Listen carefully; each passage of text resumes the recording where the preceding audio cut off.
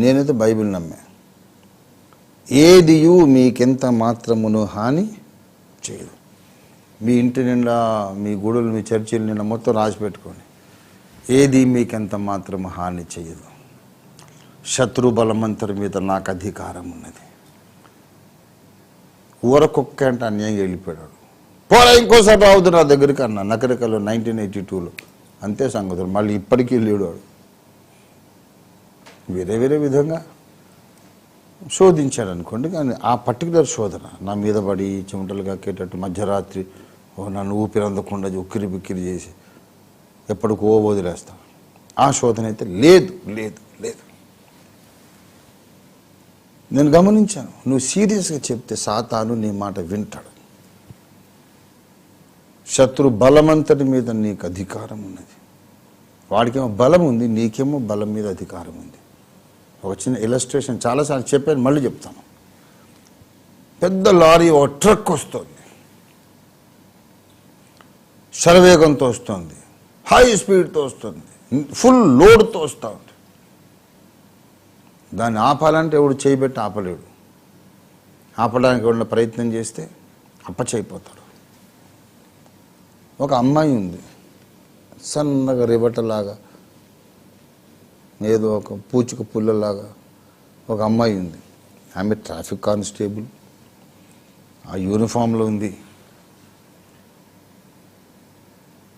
అబ్బాయి అనుకుందాం పోనీ, ఒకటి ఎముకల గూడులాగా ఉన్నాడు, ట్రాఫిక్ కానిస్టేబుల్ యూనిఫామ్లో ఉన్నాడు, టోపీ పెట్టుకున్నాడు, 3 సింహాల ముద్ర. అక్కడ స్టాప్ అని రౌండ్ బిళ్ళ మీద స్టాప్ అని రాసి చూపిస్తే అంత దూరాన్ని చూసి కీసుకొని బ్రేక్లు వేసుకొని వచ్చి ఆగుతాడు. వీళ్ళు ఏదో గడకర్రలాగా ఉన్నటువంటి బలహీనులు అంత పెద్ద ట్రక్కుని ఆపేశారు. ఎలాగ ఆపారు? వీళ్ళు చేయబెడితే ఆగేదేనా అది? అసలు వీడు అసలు దొరకడు. ఇంకా వాడి మీద ట్రక్ వెళ్ళిపోయిందంటే వాడి శవం దొరకదు. ఇంకా ప్లేన్ దోశ అట్టకాడతో పెనం మీద ప్లేన్ దోశ లాగినట్టు ఇట్లా రోడ్డు మీద అట్టకాడ పెట్టి లేపాలి వాడి బాడీ. అట్లా మొత్తం అయిపోతుంది. అంత బలమైన వాహనం వస్తూ ఉంది, వీడేమో బలహీనుడు. ఇలాగన్నాడు, ఆగిపోయింది. అది ఎలాగైపోయింది? వీడు తన బలముతో దాన్ని ఆపలేదు, అధికారముతో ఆపాడు. అంత పెద్ద బండి ఆగిపోయింది. ఎందుకంటే ఈ ట్రాఫిక్ కానిస్టేబుల్ యూనిఫామ్లో, టోపీలో ఉన్నటువంటి 3 సింహాల ముద్ర. దాని వెనుక మొత్తం గవర్నమెంట్ అథారిటీ అంతా ఉంది. స్టేట్ గవర్నమెంట్, సెంట్రల్ గవర్నమెంట్, ఈ సిస్టమ్ అంతా ఉంది. వాడికి లైసెన్స్ ఇచ్చిన సిస్టమ్, వాడు ఎక్కిన బండిని తయారు చేసినోడికి లైసెన్స్ ఇచ్చిన system, everything. The power and authority of all the ruling system is supporting this constable. ఆ వెహికల్ చాలా బలమైంది. కానీ ఆ డ్రైవర్ దేనికి లోబడ్డాడంటే వీళ్ళ బలానికి కాదు, వీళ్ళు చూపిన అధికారానికి, వీళ్ళ వెనుకున్న అధికారానికి లోబడ్డాడు.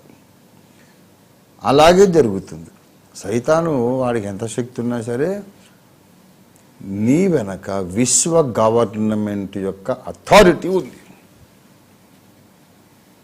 విశ్వ గవర్నమెంట్ అథారిటీ, తండ్రి కుమార పరిశుద్ధాత్మ త్రియేక దేవుని శక్తి, అధికారం, బలం, పరిపాలనాధికారం నీ వెనక ఉంది. నువ్వు క్రైస్తవుడు అయితే, నమ్మి బాప్తిస్మం పొందితే, దేవుణ్ణి ప్రేమిస్తూ ఉంటే, అపొస్తలుల బోధలో కొనసాగుతుంటే, ప్రార్థనలో కొనసాగుతుంటే, రొట్టె విరుచుట్లో ఎడ తెగకుండా కొనసాగుతుంటే, సహవాసంలో కొనసాగుతుంటే, నీ వెనుక విశ్వ గవర్నమెంట్ ఉంది. విశ్వ గవర్నమెంట్ అథారిటీ నీ వెనుకుంది. నీవు ఎంత పొడుగున్నావు, ఎంత హైట్ ఉన్నావు, ఎన్ని కిలోల వెయిట్ ఉన్నావు అనేది అక్కడ ఇమ్మెటీరియల్. నువ్వు ఇంత బలం, అంత శక్తి, ఇంత బరువు ఉన్నాను అని అసలు కన్సిడరే చేయొద్దు. నీకు అసలు బలమే లేదు, శక్తి లేదు, ఏమీ లేదు అనుకో, అయినా సరే నీ 3 సింహాల ముద్ర వెనుక ఇండియా ప్రభుత్వం యొక్క బలం అంతా ఉంది. వాడు చచ్చినట్టు ఆగాల్సింది, ఆగంటే ఆగాలి. వ్యక్తిగతంగా ప్రియ విశ్వాసి, నీవెంత బలహీనుడివైనా, నీవెంత బలహీనురాలివైనా ఆగిపో వేస్తున్నామల్లో అని నీవు అన్నప్పుడు విశ్వ గవర్నమెంట్ యొక్క పవర్స్ అన్ని రిలీజ్ అవుతాయి. దడుచుకుంటాడు వాడు, ఒక్కసారిగా ఆగిపోతాడు, కీచుమని బ్రేక్లెస్ ఆగిపోతాడు. ఎప్పుడైతే క్రైస్తవుడు యేసు నామములో మాట్లాడుతాడో ఆత్మల లోకమంతా లోబడాల్సిందే, లోబడాల్సిందే, లోబడాల్సిందే. మనలో ఎప్పుడు కూడా ఇన్ఫీరియారిటీ కాంప్లెక్స్ రావద్దు. నేను ఎంతటి వాడిని, నేనేమీ చేయలేను అని అదంతా మాట్లాడద్దు. ఎవరికి తెలియదు బాబు, నువ్వేం చేయలేవని అందరికీ తెలుసు. ఊరికే ఆ మాటలు వద్దు. నీకు ఉండాల్సినటువంటి సాక్ష్యం ఏంటంటే, నేను బలాఢ్యుడను, నేను బలవంతుడను, నేను నా బలాన్ని ధరించుకుంటాను, గొర్రెపిల్ల రక్తం ద్వారా నేను జయిస్తాను, నా శత్రువు నిరాధారుడైపోయాడు, నిరాయుధుడైపోయాడు, నిరాయుధుడైపోయాడు. శత్రువు బలవంతుని మీద నాకు యేసు అధికారం ఇచ్చాడు, ఏది ఎంత మాత్రము నాకు హాని చేయదు. ఈ సాక్ష్యం ఉండాలి నీ నోట్లో. గొర్రెపిల్ల రక్తమును బట్టి, ఈ సాక్ష్యమును బట్టి నువ్వు అపవాదిని, సాతానును, ఘట సర్పాన్ని, ఆది మహాఘట సర్పాన్ని జయించగలుగుతావు. నువ్వు జయించలేకపోతే కారణము నువ్వే కానీ ఇంకెవడు కాదు. నీ భయం, నీ పిరికితనం, నీ అపనమ్మికం, నీ అల్పవిశ్వాసం అదే కారణం. దేవుడు బాధపడతాడు. నువ్వు భయపడుతుంటే దేవుడు బాధపడతాడు. ఇశ్రాయేలీయులు నెఫీరులను చూసి భయపడితే దేవుడు బుజ్జగించలేదు.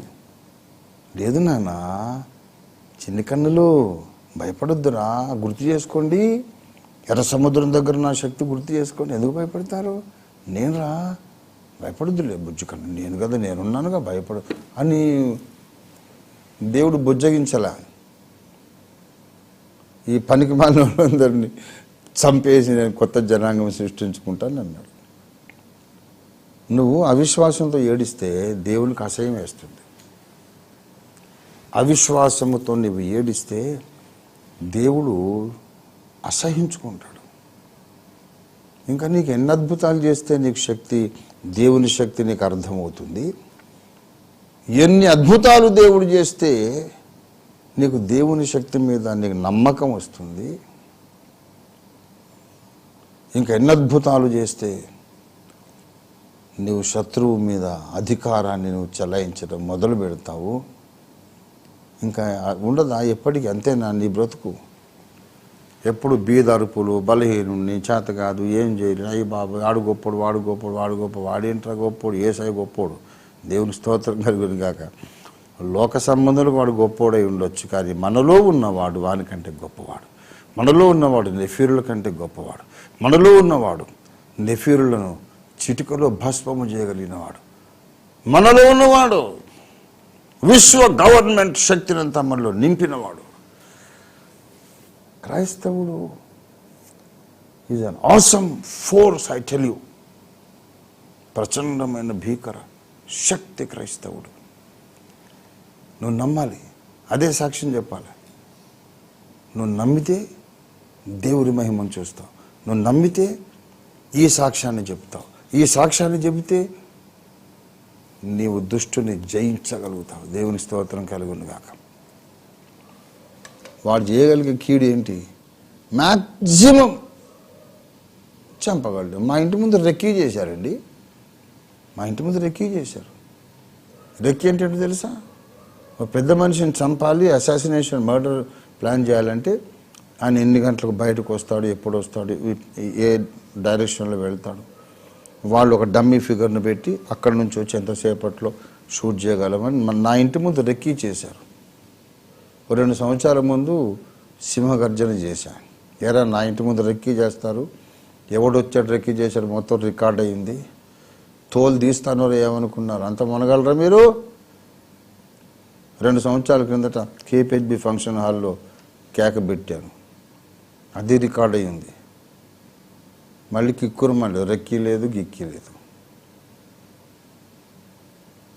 నా ఇంటి చుట్టుపక్కలకు కానీ, నేను నడిచే దారులు చుట్టుపక్కలకు కానీ ఒక 1/2 కిలోమీటర్ దూరం ఎవడెవడెవడేమి ఉంటుంటే మొత్తం అంతా రికార్డ్ అవుతూ ఉంటుంది. మేము పిచ్చేవాళ్ళం కాదు. జాగ్రత్త పడాలా, భయపడద్దు. కొంతమంది భయపడతారు కానీ జాగ్రత్త పడరు. నాలాంటి వాళ్ళు జాగ్రత్త పడతారు కానీ భయపడరు. దేవుని బిడ్డలారా, భయము అనేది దేవుణ్ణి బాధ పెడుతుంది. నీ భయం అనేది నీ శత్రువుకు బలాన్ని ఇస్తుంది. నీ బ్రతుకు నువ్వే నాశనం చేసుకుంటావు, వాడు కాదు. నిన్ను నాశనం చేసే బలాన్ని నువ్వు నీ శత్రువుకి ఇవ్వద్దు. నిన్ను పాడు చేసే శక్తిని నీవు సైతానికి ఇవ్వద్దు. నీ నోటి సాక్ష్యం కరెక్ట్గా ఉండాలా, నీ హృదయంలో తలంపులు కరెక్ట్గా ఉండాలా. ఎట్లా నువ్వు బలవంతుడు అనుకుంటావా? నువ్వు అసలు నువ్వు ప్రార్థన చేస్తున్నావా, నువ్వు బైబిల్ చదువుతున్నావా అని ఆ దుష్టుడు సన్నాయి నొక్కులు నొక్కుతాడు. మనం చెప్పాలి ఏంటంటే, ఓరి దౌర్భాగ్యుడా, ఓరి నీచుడా, నికృష్టుడా, దుష్టుడా, దుర్మార్గుడా, నేనేదో బైబిల్ చదివినందుకు శక్తిమంతుడు కాదురా వెధవాయి. నజరేయుడైన యేసు సిలువలో నీ తలకాయ మీద తొక్కి నేను చిత్తగొట్టిన యేసు నాలో ఉన్నాడు కనుక నేను శక్తిమంతుడు.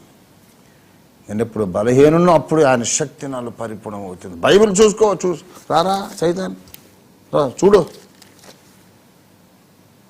వచనాలను చూపి మాట్లాడు. వాడితో ప్రార్థనలో సైతానుతో మాట్లాడు. వాడికి బైబిల్ వచనాలు చూపించు. ఎదుగో ఎదురా వచనం, దీన్ని బట్టి నీ మీద నాకు అధికారం ఉందని చెప్పు.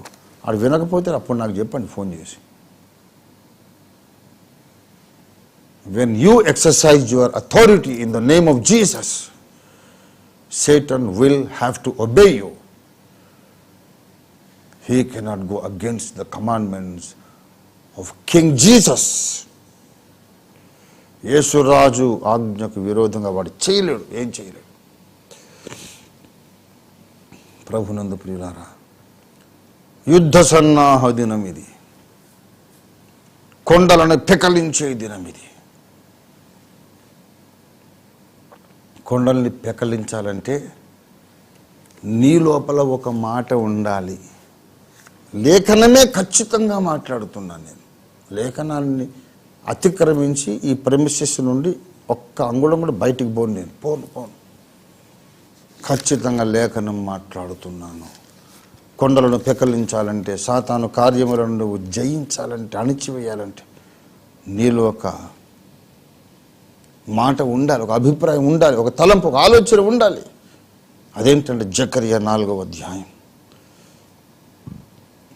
ఏమంటున్నాడు చూడండి.